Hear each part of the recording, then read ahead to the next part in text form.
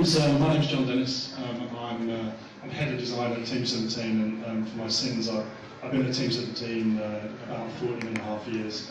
So my CV is just like a collection of words. But you know, there's worse brands to be associated with, and obviously, you smart young people here today must at least have heard of the game to want to come along and hear a bit more about it.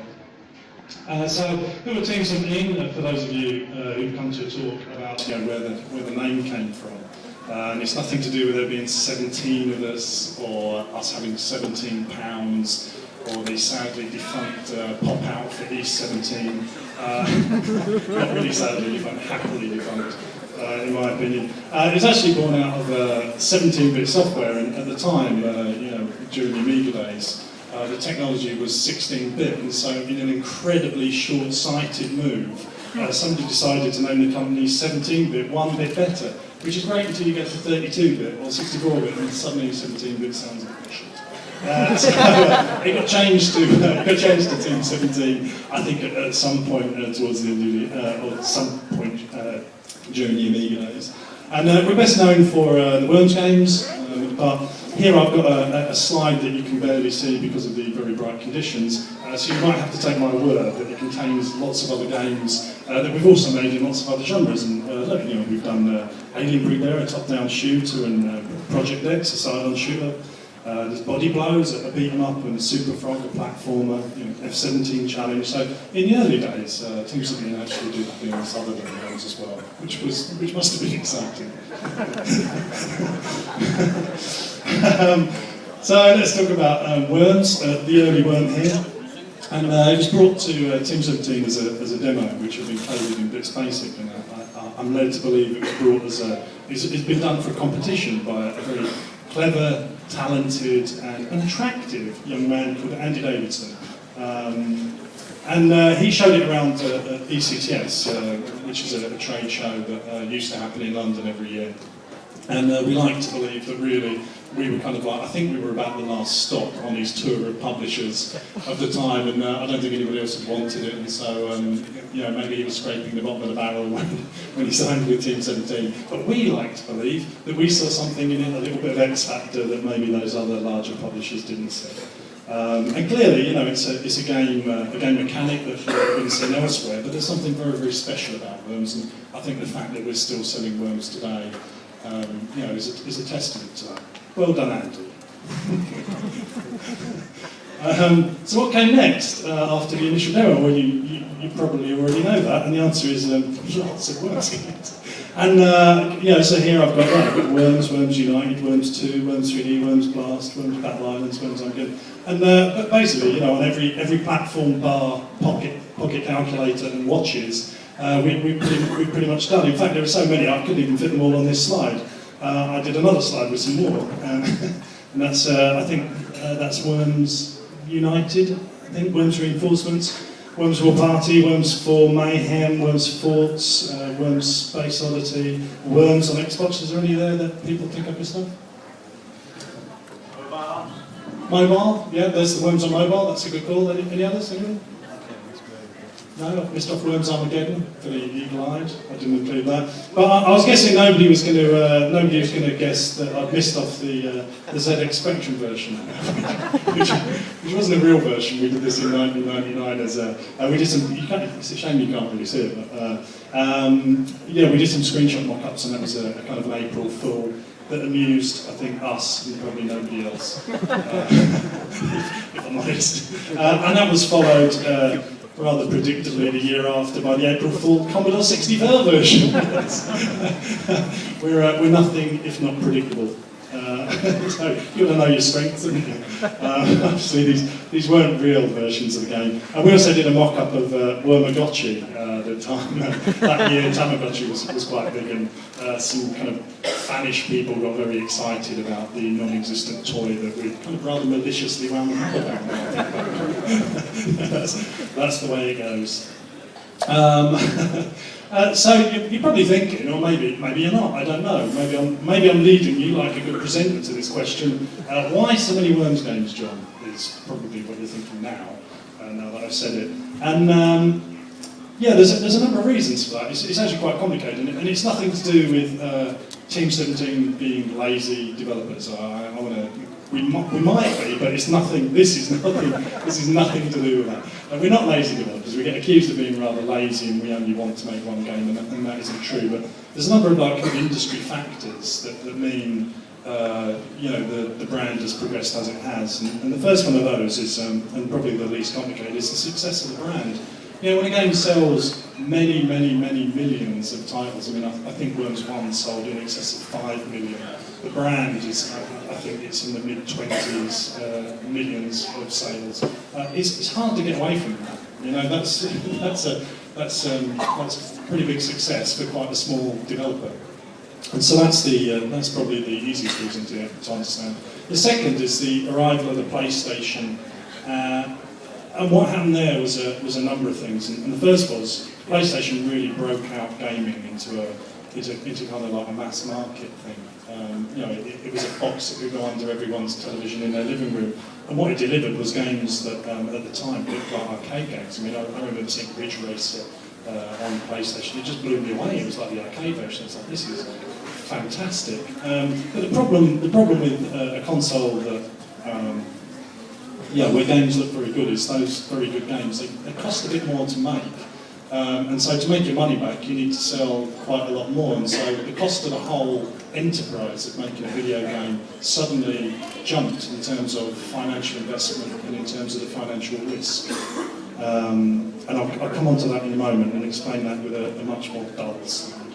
And the third one is the business model, and this is the one that I think takes a bit of explaining. And so, here comes the science, as they might say, in a bad shampoo advert. So this is the business model that for many years Team 17 worked with, and it was kind of like the primary business model that most game developers work with. It's called third-party publishing. And so, whenever you bought a game by, let's say, THQ or Codemasters, or I'm trying to think of publishers now. My mind's gone blank. Sony, Microsoft. Yeah, well, not Sony, Microsoft, because that's first party.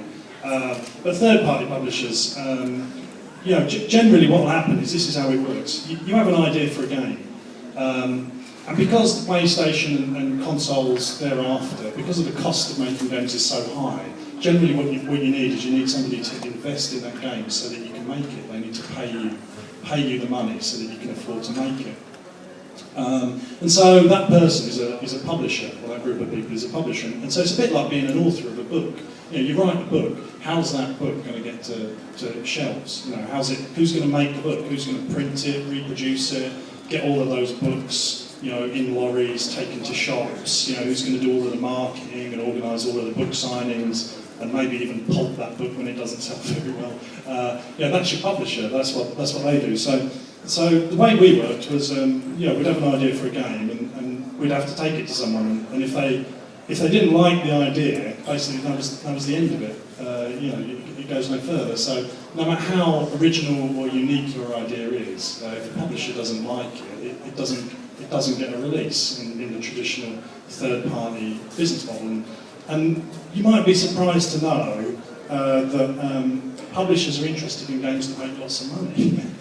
They're most interested in those kind of, in fact, they're only interested in those kind of games. And so, when you pitch a kind of an original concept, or you pitch a game that has already sold 10 million, or more, it's quite an easy choice for that publisher to choose between them.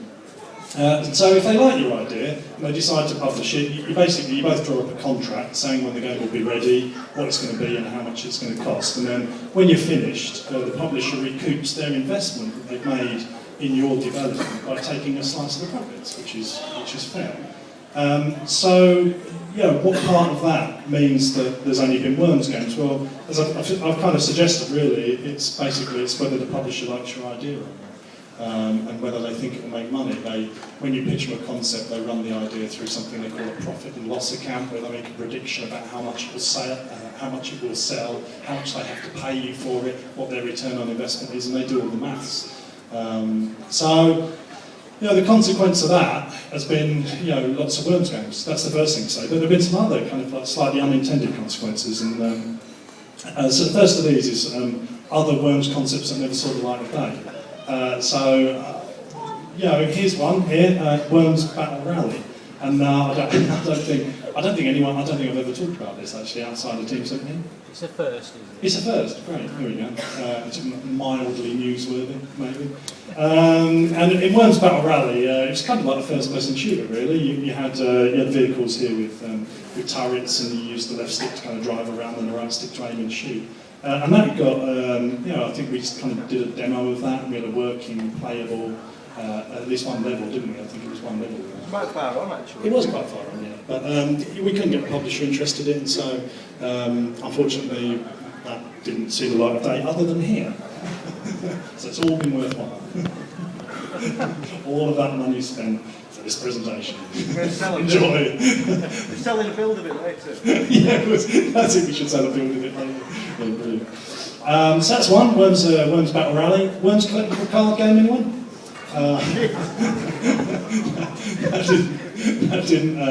That didn't go anywhere. It was a good idea. It's a good idea. How about Worms Crawl of Duty?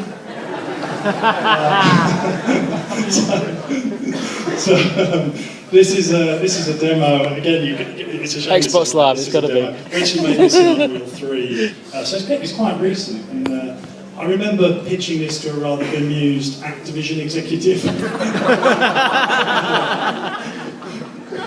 Needless to say, it was a no. But we liked this idea. We did a little movie, and I thought it worked quite well. But, there you go. Again, if publishers don't like the idea, or think it's too big a risk, or if they think it's too different, or for some reason it's not going to sell, then you don't get to do it. Worms carts. I think this is last. I've left this one to last because this, to me, smells a bit at the bottom of the barrel.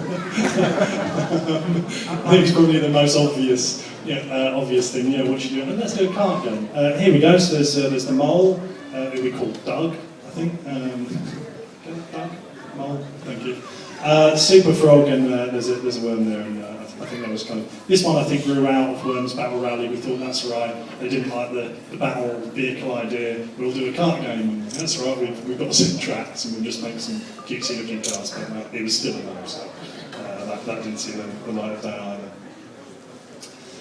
And the other side effect of that is Worms in 3D. So I've got a little video here of from Ultimate Mayhem, which we released recently on Steam, XBLA, and it's coming to PSN, isn't it? Yeah, that's right. So, another fantastic Team 17 production, if I were to give you the sell, fantastic value for money, great entertainment, etc., etc. Order that in? Okay. And so, during the 1990s and the 2000s, publishers, they had a great deal of success with the advent of PlayStation 1. They had a great deal of success with kind of like pretty much the first generation of 3D games. Games like Tomb Raider, Resident Evil, games that were very big, very glossy, and they used the power of the PlayStation. And we had a lot of trouble convincing publishers at that time that a 2D game was a good game even, that it could sell, that people wanted to play it. And so, we had to sit down and kind of scratch our heads and it's like, well, where are we going to go with this? And kind of pretty much the answer was, I don't know, let's do Worms in 3D. And that's where it was. Are there any fans of Worms 3D here? No. Thanks for coming, Thank you. Great. Awkward. The 3D game, I think, who was it who shouted that? It's down there. Thank you. Thank you for such vocal input. Well, I think, my rebuttal to you is I think Worms 3D games are rather good. They're not the same as the 2D games, they're just something a bit different. And they kind of, they annoyed a lot of our 2D games. I think maybe you, so I suspect they annoyed you. But they annoyed a lot of our 2D gamers when we brought them out, because I think people thought we'd kind of abandoned 2D and that we were never going to make a Worms 2D game again, and that wasn't the case. It was just the problem was we couldn't get one signed, we couldn't get it on console, and so there was no version of 2D Worms on PlayStation 2. None of the publishers were interested. They wanted games that pushed the technical limitations of the platform, and they wanted games that looked like other games that had sold. Yeah, and to be fair to those people who review games, when you bring them something very, very different, it's very hard for them to say, oh yeah, we'll take a chance on this. If you've got something that's very much like Tomb Raider, and Tomb Raider sold, millions, you think, yeah, maybe this, even if this sells half of what Tomb Raider does, that's quite good. So, it's very difficult at that time. And so the 2D game kind of moved to handheld and mobile. And this is some footage from Worms Open Warfare 2. I think this is the advert from Worms Open Warfare 2. So we forged a bit of a partnership with THQ, and we released Worms Open Warfare and Worms Open Warfare 2 on PSP and DS, and they were both very, very successful. And I think the second one in particular, Worms Open Warfare 2, it's actually a really, really good version of Worms 2D. And the DS version was an excellent version as well, and it had lots of DS mini games and specific functionality. So, yeah, that's kind of where the 2D game hit out there, and on mobile, like Java phones, where we partnered with EA to do that. And I suspect that's the way it would have stayed had kind of not the seismic shift to digital happened in the last few years. And kind of, we all saw it coming, I think. And the first area it really affected was music, where people thought, I don't really want a CD anymore. I don't need that. I just want to be able to carry my music around with me.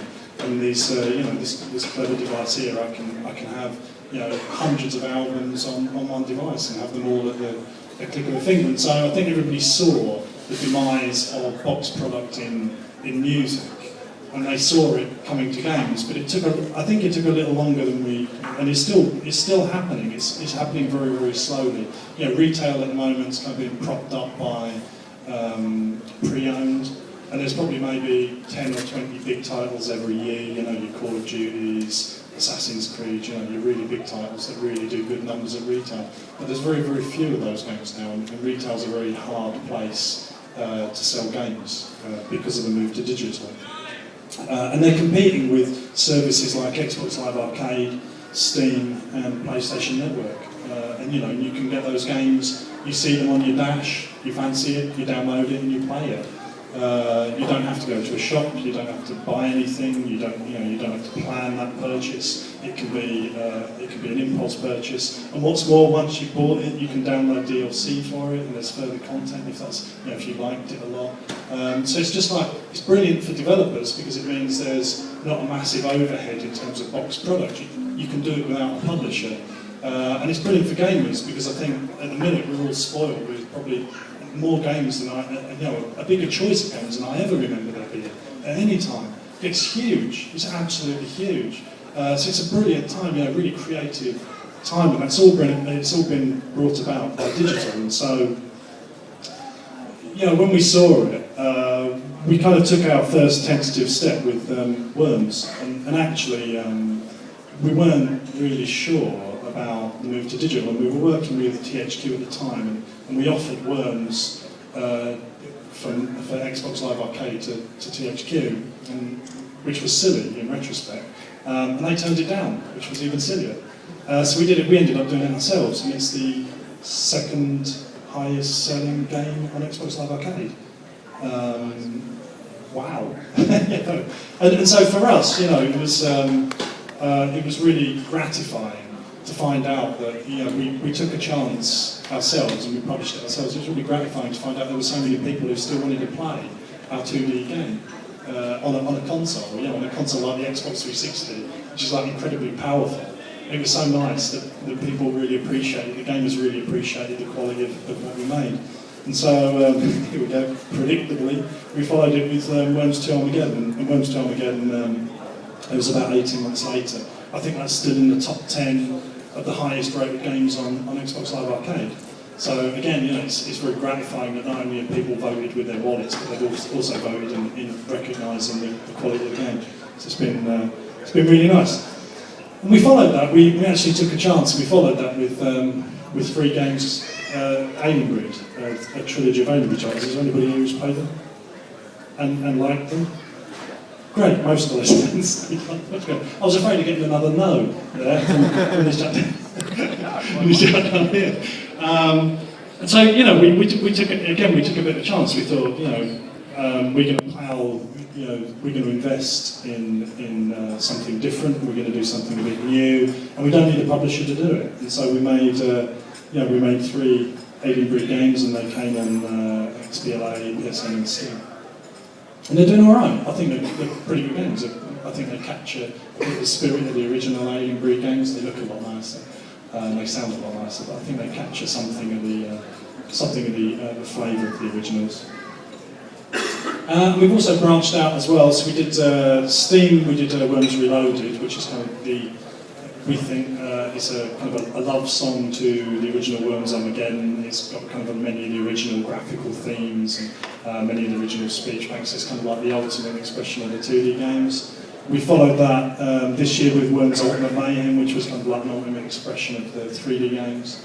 It was a compilation of the two. And we've recently kind of done something a little different, which was Worms Crazy Golf, which if anyone's had a look around the hall, you can come and have a play of it. It's kind of like a bit of a match made in heaven, actually. I don't know why we didn't think of it sooner, but because it revolves around shot power and shot trajectory. So check it out. Go and there's Mark and Kelvin here from the stand. Go and badger them later and have a go on Worms Golf and see what you think. Not here to sell you anything though. I just think it's quite a good game. So that's it really. That's where we are at the moment. But I hope I've given you a little insight into how the business model and the way we've worked and the way the industry works has funneled the brand down a certain path, and it's not always been the one we wanted to take, and it's not always been the one that we planned. But we're still here, I suppose, when a lot of other independent developers aren't, and we're still making, I think, quite a good game for people to enjoy, and as long as people keep playing it, I suppose we'll keep making it.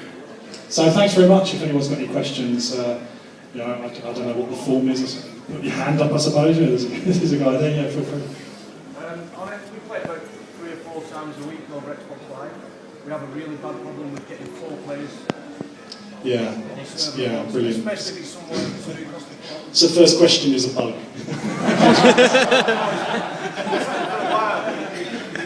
It never seems to be fixed. You're absolutely right, and I think historically we have a very bad record of supporting our touch, particularly with online play. You get say, there might be 4 of us in a party, all friends. 2 of us will join the game, the other 2 join, no games friend, no available game. It's been happening since we bought the game.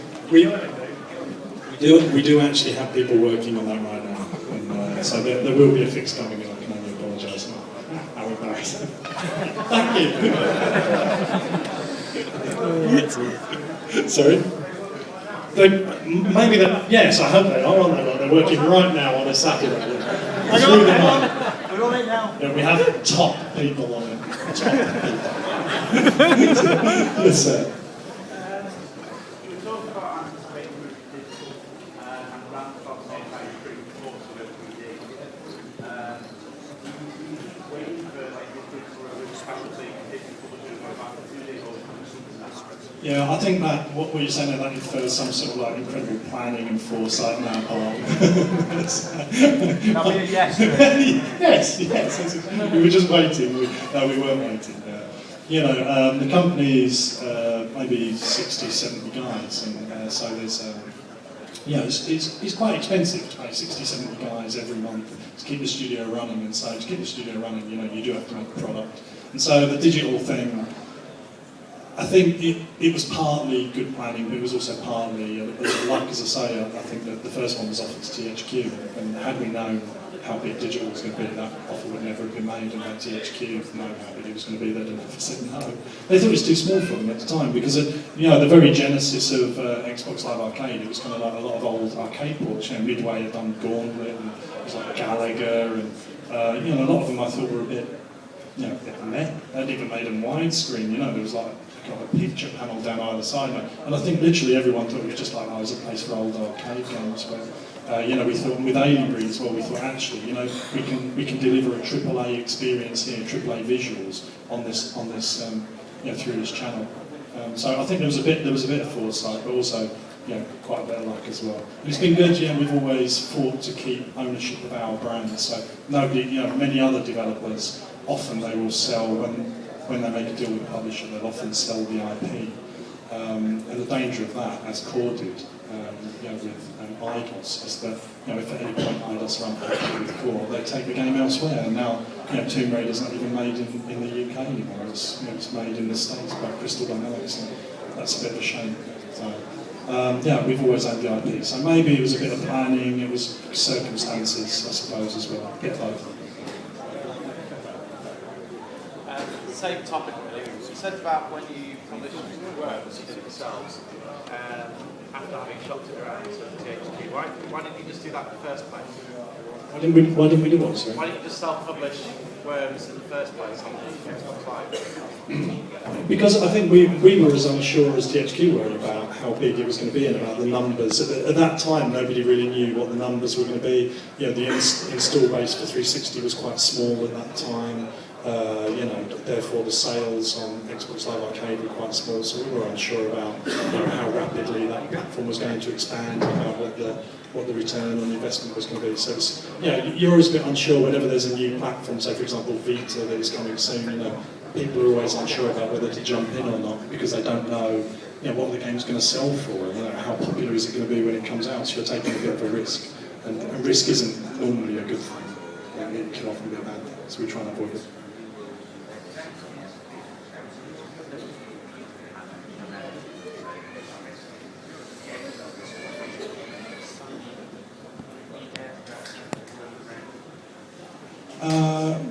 Maybe. Didn't hear that.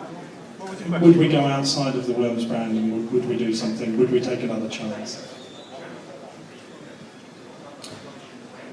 Yeah, in a way we find ourselves a little in the seat that the publisher was maybe 10 years ago, where you look at prospective projects and you look at the return on investment, and it's always very tempting to go for the one that returns the most. So I think you'll continue to see Worms games from Simpson, but we've got some other things on the go as well. Monkey tennis. Monkey tennis. We don't have monkey tennis. Yes. Why not?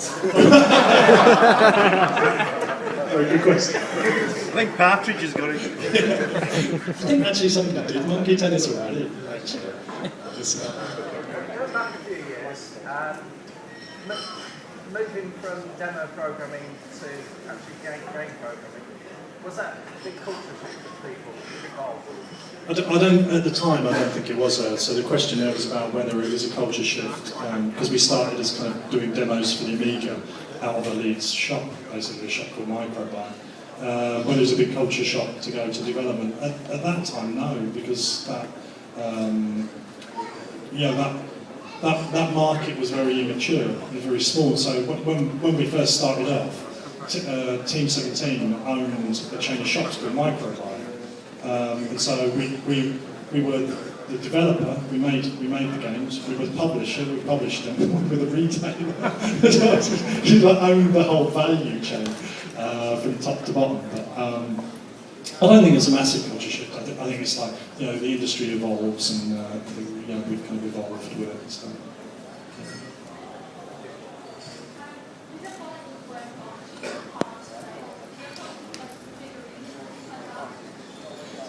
That's a very present question.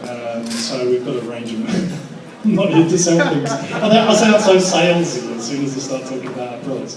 We've actually got we've got a plush super sheep. He kind of like, when you squeeze him, he does the little sound. He's very cute. We've got some... we've got some plush worms coming. We've got some wormware. Some t-shirts, and we have resin figurines coming, key fobs, all sorts. That's a great idea. We've got big posters as well. So we're just starting to see the first. We've signed a few deals this year with kind of toy manufacturers. So you'll probably, if you're eagle-eyed, you'll see some things arrive in shops. So. Yes, sir.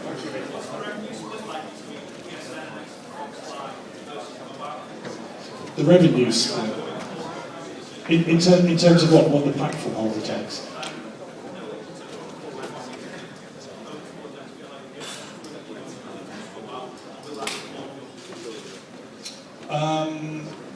Okay, so that question was about revenue splits, and I'm not sure what I'm allowed to say because because I think the actual numbers for the revenue splits are confidential. You know, when you sign with Microsoft or Sony, I think, so I'm not sure I'm allowed to say it, but they take a fraction. Is that me personally? not enough, isn't it? Not enough for doing this.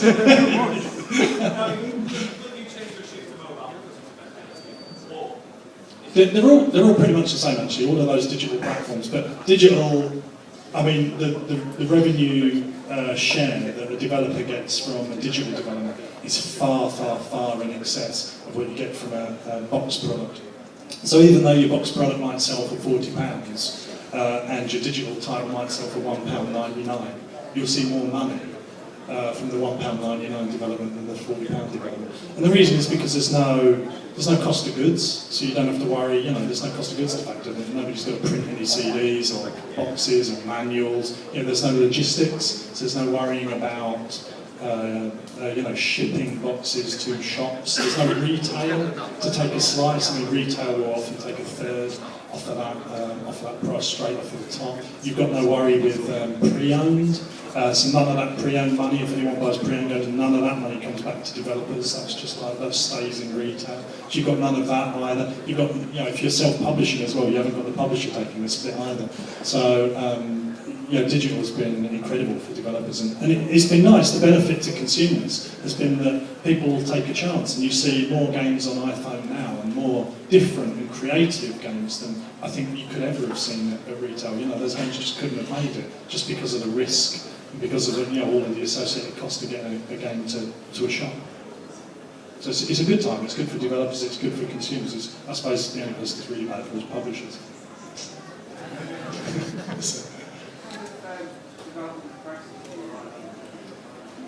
We use, are you a developer? We use something that's a cross between Waterfall and Scrum. It's not very helpful, is it? Yeah, a little. We need a better name for it, don't we? We need like, it's called, Water Scrum. Yeah, it's as good as it. Yeah, that's brilliant, Scrumfall.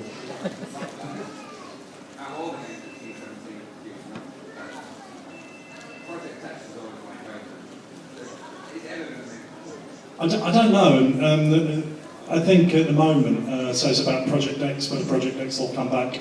I don't know, and the reason is because it's a very hard market for that genre in particular. It's a very hardcore genre. And so, sorry?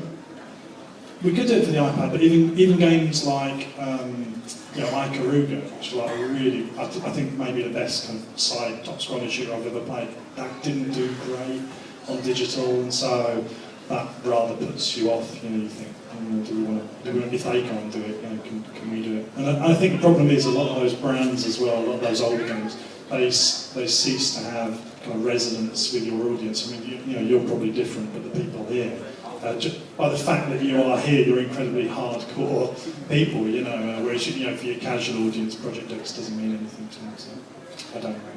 There's a rebrand. I was going to say, if you're going to go, I want ATR2, thank you very much. ATR2? Yeah.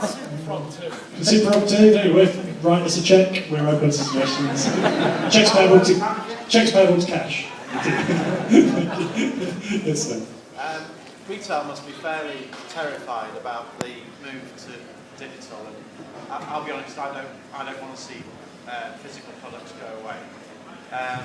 But are you aware of any pressure in the industry from retail to make, or you know, put pressure on developers to keep making box products? No, I don't think retailers can pressure developers to make box product. Yeah, if it doesn't sell and it doesn't make money, people won't do it. That's the bottom line. And, so there's no pressure like that. I agree with you. I'd like to see game shop in the high street. I think it's good for the industry. I think it's good for people to have choice. But you know, there's a certain inevitability. People vote with their wallets. You know, and if, you know, does anybody here buy CDs still? Okay, you're just the wrong audience to ask. I should have tweaked that one. That's very small. I imagine if I would say who listens to music digitally, maybe on an iPod or an MP3 player. it's like Learn from the CD. It's nearly off the CD. It's nearly everyone, and so people vote with their wallets. You know, if they want to buy things from iTunes, they buy from iTunes. If they want to buy from HMV, they buy from HMV. So, you know, you can't really resist market forces. It's the way it's going. I think it's a shame. I would rather see some kind of a better arrangement for something box product like, you know. Maybe, but you know, retail aren't maybe developers' best friend. No, disagree with the pre-owned thing. I mean, they, you know, whenever I go to buy a game, they're like, "Oh, well, you can have this for pre-owned. You know, it's £2 cheaper." And it's like, it's so rude, isn't it? Yeah. And then they say they put it in the bag, and they say, "Don't forget to bring it back and trade it in when you're finished." It's great. I won't be doing that. Yeah, so they've not really helped. They've not endeared themselves to developers, I would say. Yes, sir. What are your views on 2D games coming back, remakes and reboots? Done a lot of 2D games? Love, what's not to like? Yeah, if they're good games, you know, and there's a lot of games I'm very fond of. You know, a lot of 2D games I'm very fond of. Like Streets of Rage, I was very happy that PSP it was possible to play, you know, old games on there. So I gave Streets of Rage a bit of a going over. What's his name? Brutal Deluxe, the Speedball remake as well, that John Hare's company did. It's very nice to see those games. Those games come Was there any of the WoW games coming back on that? Like the old style? There are actually sales mode on Steam. You can purchase the original Worms Pinball, and Worms Blast at the moment. I think there's plans for more of our retro titles. For example, ones that have like new graphics and button and then go back to the old style graphics, anything like that? We've got no plans for that, I have to say. We've got no plans for that. The question, there was another one here, wasn't there?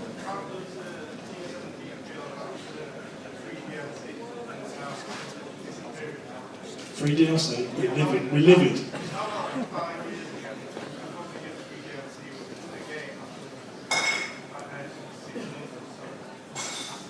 We've just done free DLC for Worms Crazy Golf, so I don't know how to, didn't we? We released a Carnival course, which I think came out a week later, I think, or a couple of weeks later. So, I think DLC is a great thing. I think, you know, back in the days of box product, you know, it was a bit like fire and forget.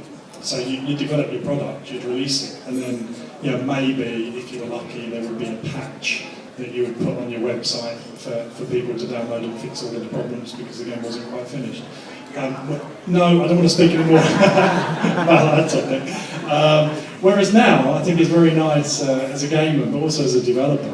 If people like your game and they like a particular aspect of it, you can cater for that. So if people like the single player, you can make more single player levels. If people like multiplayer, you can offer more multiplayer modes. You know, if people like customising their worms, you can offer more things for them to customise. So I think that's nice. I'm going to steer clear of you because I don't want to get caught in some Team 17 shoddy product conversation again. Is there any like further, sir?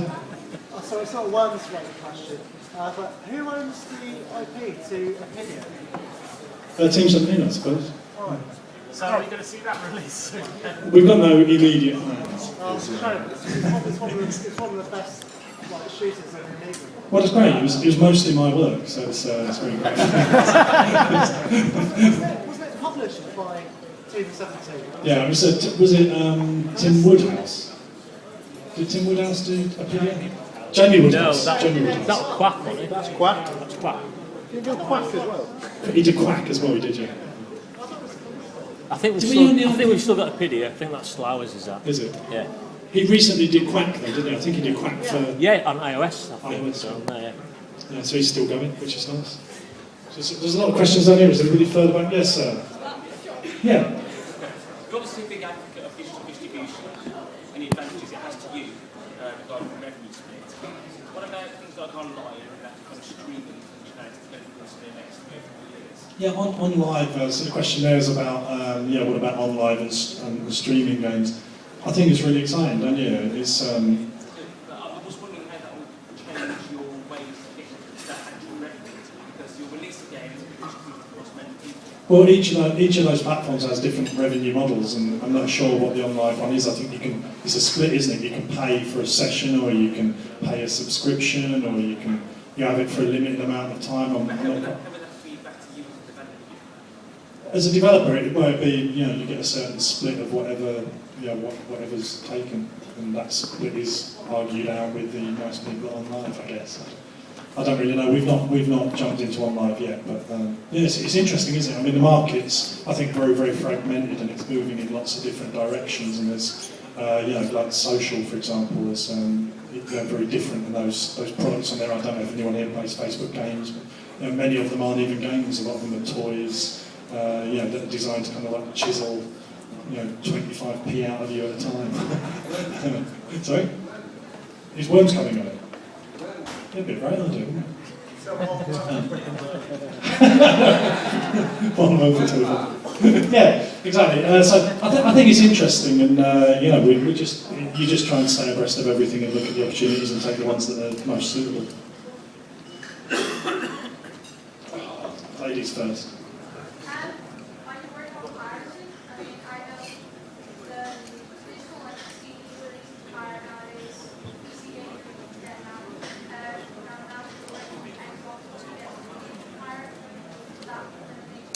It's always been a problem. I think it's always been a problem. Whenever we release anything, if you want to go on a torrent site, you can pretty much find it the day it comes out. Isn't it? I think it's always been a problem, and you just live with it. It's just in a different form. It's the way it goes. You can't.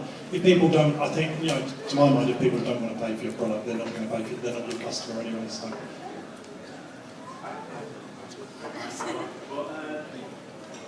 Now that pre-owned is getting less and less from digital now, it seems higher amounts of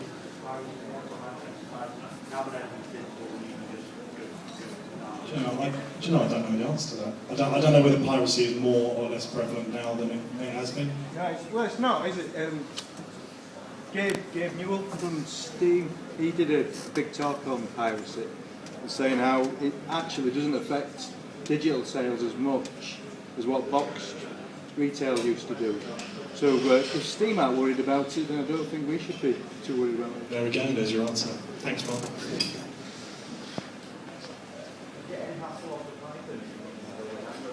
No. Although we did, I think with Alien Breed, initially, the first game, the aliens had a passing resemblance to the alien from Aliens. And so we had I think there was a legal discussion with Fox, and we had a letter from Fox saying that we were okay to do what we were doing, and we were okay to keep the name as the name. But no, I don't think, but yeah, Monty Python and the Holy Grail, and obviously the Holy Hand Grenade, I don't think there's ever been any comeback from that. Maybe there will be when they see this. Yeah, thanks for bringing that up. Maybe they were just unaware of it. Is there Are we all cool? Oh, there's one there. What do you think of free-to-play games? What do I think of free-to-play games? So, I think, if people enjoy the idea of playing something for free, and then they're happy to pay as they go along, then I think that's brilliant for them. For me, I want to know what the cost is up front, rather than kind of paying for an hour, getting into the game, and then finding out I can't do anything unless I pay them 25p. I don't know if it's a bit of a con. I don't know.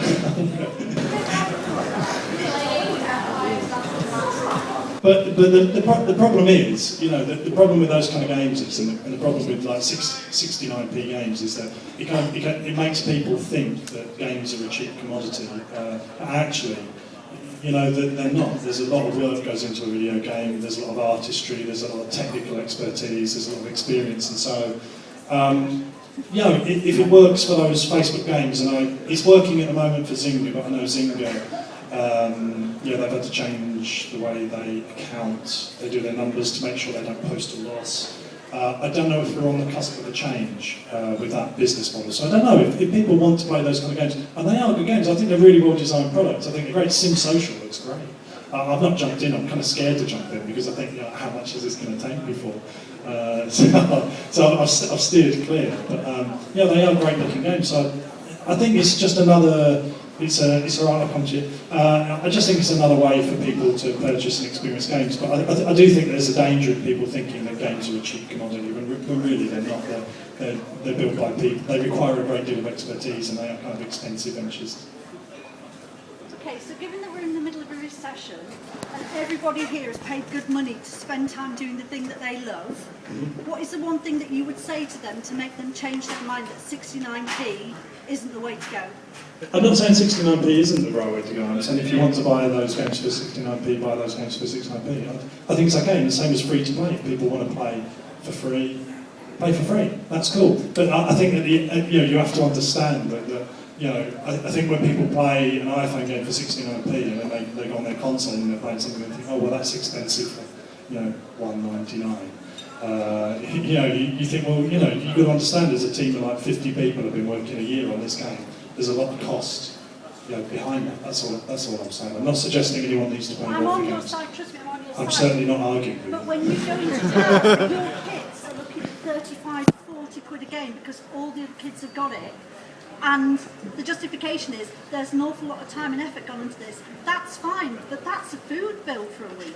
It's a product like any other product. It's like you could be arguing with me about trainers and saying, trainers should be, and I agree with you. I've got kids as well.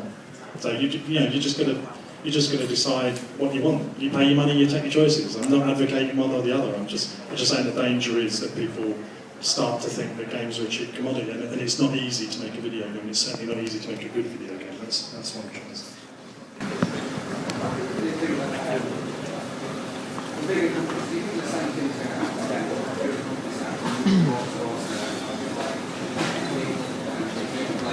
They already.